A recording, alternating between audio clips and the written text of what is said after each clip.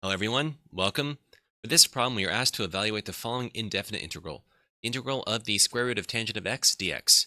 Before we begin, we need to mention that this is somewhat of a famous integral, and practicing its solution is a great way to familiarize yourself with the different tactics we can employ in order to determine antiderivatives of more complicated functions. Integration, unlike differentiation, is somewhat of a delicate art than it is a procedure, and it's only after a lot of practice with a wide range of problems that you start to obtain a graduated level of insight on how to approach more challenging problems. Oftentimes, like we'll see in this solution, it may be unclear why a certain substitution or technique was used over another seemingly apparent one, and the answer is, while there may be multiple ways to approach the problem and arrive at the correct solution, there are usually also many ways to approach the problem that result in getting nowhere. Now, let us get started with evaluating this integral.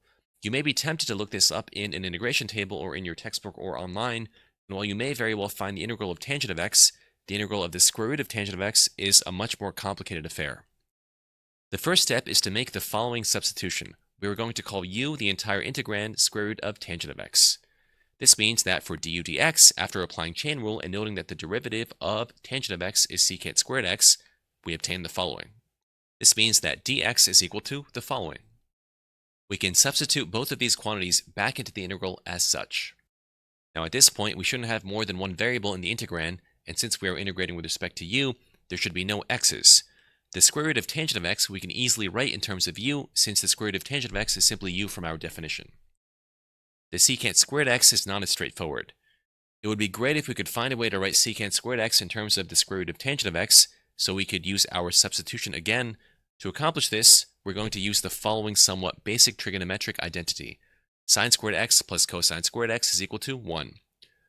Now, how does this help with secant squared x? Well, we need to remember that secant x is simply just 1 over cosine x, so let us divide by cosine squared x everywhere, and we see that sine squared x over cosine squared x is just tangent squared x, and 1 over cosine squared x is simply just secant squared x, which is exactly what we are trying to define in terms of tangent of x. We can substitute this in for secant squared x, and we are one step closer to transforming the entire integrand into the u domain. Remember, we still should not have any x's in the integrand, but at least now we have a tangent squared of x function, which we could easily write in terms of square root of tangent of x by writing the exponent 2 as 1/2 times 4.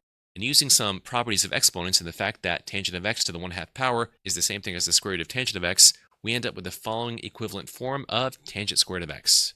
This is useful since the square root of tangent of x is simply equal to u based on our definition. After substituting u in, we end up with the following transformed integral.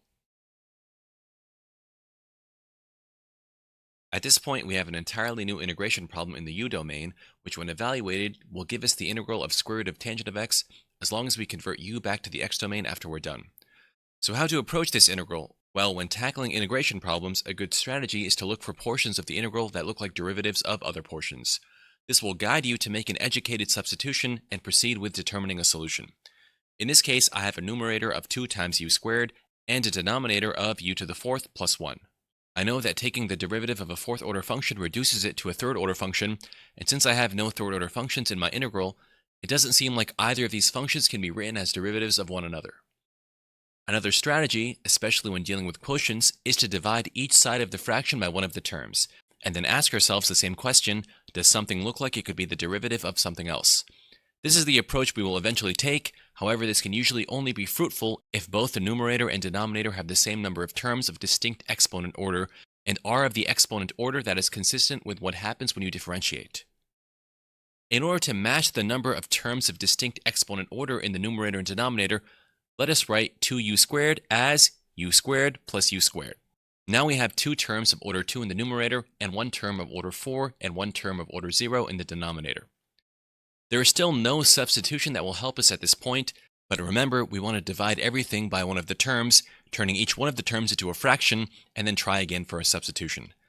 Again, this can be helpful if we have 2 terms of distinct order in the numerator, just like we have 2 terms of distinct order in the denominator. Right now, both terms in the numerator have order 2. We can fix this by employing a very powerful strategy in integration, and that strategy is simply adding 0 anywhere we want. Adding 0 anywhere we want allows us to import anything we think may help as long as we subtract it at the same time. For this problem, we will add 0 by adding and subtracting 1. This does not change the integral, and after some rearranging, we see that we end up with 2 integrals. Each one of them has two terms of distinct order on the top and bottom, which is a good starting point if we're going to divide things out and then look for a substitution. You might be wondering, instead of adding and subtracting 1, couldn't I have added and subtracted 2, or u cubed, or u to the fourth, or sine of u? And the answer is yes. We can add and subtract anything as long as we think it may help us write something as the derivative of something else. Experience and foresight may provide special insight on which 0 to select, but for now, adding 1 and subtracting 1 is a good place to start. Let us focus on the first integral. Again, there's no substitution that can help us since the orders don't seem to conform with differentiation patterns at the moment. However, let us divide every term by u squared. After doing this and simplifying, we end up with the following. Again, we want to ask ourselves, does something in the integral seem like it could be written in terms of the derivative of something else in the integral? Let us focus on the numerator only. Let us suppose we can make a substitution somewhere in our integral that results in the entire numerator being the derivative of that substitution. We can call the numerator f prime and pretend like f is the substitution that leads to f prime being the numerator, which by the way would be great since it would cancel out the numerator completely and make the path for finding the antiderivative very easy from that point onwards.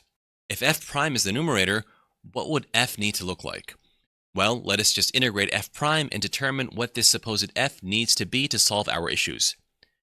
Integrating f prime, assuming the integration constant is 0, gives the following expression for f, which is u minus 1 over u. So basically, it would be nice if f was floating around somewhere in our integral because it would make our substitution very obvious and make the rest of the integral fairly straightforward. The problem is f is sort of not present in our integral, but we have a similar structure. Instead of u, we have a u squared. Instead of the minus sign, there's a plus sign. And instead of 1 over u, there is a 1 over u squared. It's almost like if we were to just square every term in our f, we would have our denominator. Unfortunately, that's not how algebra works, but what we can do is square the entirety of f. And when we do so, we can multiply everything out. And after making some simplifications, we end up with the following. If we were to now examine f squared, we see a few familiar terms, namely the u squared and 1 over u squared terms. They are exactly the same as our denominator, which means we can write our denominator in terms of f as such. And remember, f is simply the function we need to take the derivative of in order to obtain the numerator. After plugging it all in, we obtain the following equivalent form of the quotient in the integral. At this point, we proceed with the following now rather obvious substitution. We can call what was originally f, u minus 1 over u, v. This means that dv du is simply 1 plus 1 over u squared, which is the numerator. After solving for du in terms of dv, and plugging both v and du back into the integral, and making some simplifications, we end up with the following transformed integral, which was our second transformation. First, we went from the x domain to the u domain. Now we're going from the u domain to the v domain. At this point, we should be able to recognize the antiderivative of the resulting integrand, or use an integration table, and we see that we have a form that is very similar to the following integral of inverse tangent. We just have to write 2 as a squared quantity, so we could just replace 2 with the square root of 2 squared. This means that a is simply the square root of 2. And so the first integral is evaluated as such. We now move on to the second integral. We're going to take an almost identical approach. First, we will divide every term by u squared, and then once again focus on the numerator, 1 minus 1 over u squared. Again, it would be great if the antiderivative of the numerator was present somewhere in the integral, so let us call the numerator g prime, and then integrate it to determine g. After integrating, taking the constant as 0, we see that g is u plus 1 over u, which doesn't exist in the integral, but just like before, we have a similar structure. Instead of u, we have a u squared, and instead of 1 over u, we have a 1 over u squared. So let us do what we did before and square the entire quantity g, and see if we can obtain an expression for our denominator in terms of g. And after making some simplifications, we end up with the following for g squared. We see that this strategy helped us because it precipitated our exact denominator in terms of g, which we can solve for and then plug back into the integrand as such.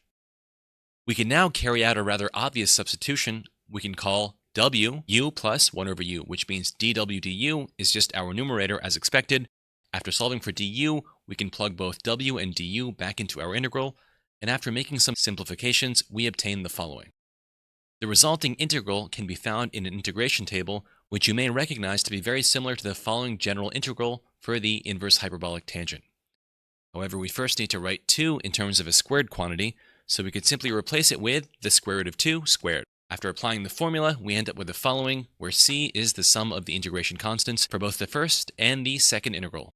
But we're not finished yet. We still have to plug everything back into the x domain, so let us plug back in all of our substitutions for w, v, and u.